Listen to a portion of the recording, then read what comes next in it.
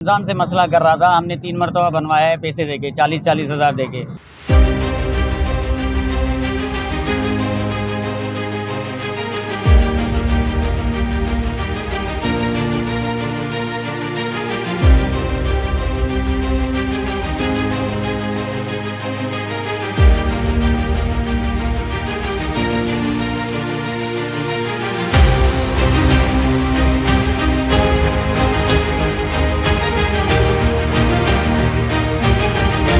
लती बाबा 4 नंबर में ट्रांसफार्मर रमज़ान से मसला कर रहा था, हमने 3 मरतबा बनवाया है पैसे देके, 40-40 हज़ार देके।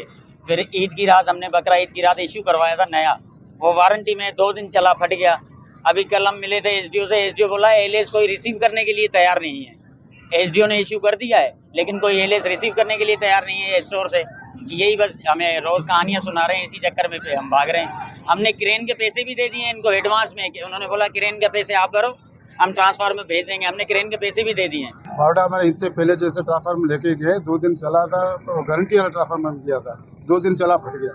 उसके बाद में हम कई दफ़ा एसडीओ के पास गए, उनके ऑफिस में गए हैं, एलओसी से मिले हैं, बोले बाबा हमारा ट्रांसफार्मर हम नहीं देंगे, एसडीओ से जाके बात करो। एसडीओ बोला एलएफ साइन नहीं कर रहा है। अभी इसके अंदर ऐसी हालत है, पानी नहीं है, छोटे छोटे बच्चे हैं। इससे पहले का ट्रांसफार्मर गया, 2 हमारे लेडीज़ में अटैक होगा दिल के, एक लेडीज़ का और एक जेंट्स का, वो 2 नंबर अस्पताल में दाखिल पड़े। अभी भी मेहरबानी करें, हमें मेहरबानी करके, बच्चे छोटे छोटे बच्चे हैं, छोटे छोटे बच्चे हैं हमारे बापडा, हमने गुनाह तो नहीं किया, हमारे बिल भी पे है। ऐसा नहीं होगा अगर बिल नहीं है, बिल भी हमारे साहब के पे है, हमने दिए हैं। जिसके ऊपर अगर कोई चढ़ा हुआ है बिल, उसको हमने मेरा क्या नाम एडवांस भी करा दिया है।